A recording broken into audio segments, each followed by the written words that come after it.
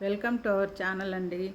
ఇవాళ foxtail palms గురించి మీకు చెప్తానండి. ఈ చెట్టు కాయలండి, ఇవి గుత్తులు గుత్తులుగా వస్తాయి.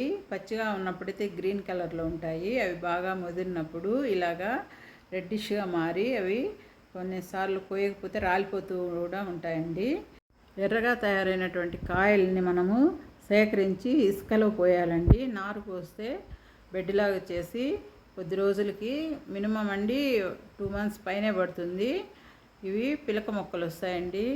ఈత చెట్లు లేదంటే ఖర్జూర విత్తనాలు మొలకెత్తినప్పుడు ఎలాగైతే ఆకులు కనిపిస్తాయో ఆ విధంగా నారు వస్తుందండి. వాటిని మనము కొద్ది రోజులు వేరే కుండీలలో కానీ లేదంటే కవర్స్లో పెంచుకొని కొంచెం హైట్ వచ్చిన తర్వాత వాటిని మనకు కావాల్సినటువంటి ప్లేస్లో పార్కులో నాటుకోవచ్చండి. నా ఛానల్ నచ్చినట్లయితే ప్లీజ్ సబ్స్క్రైబ్ చేయండి ఫ్రెండ్స్. Thank you friends.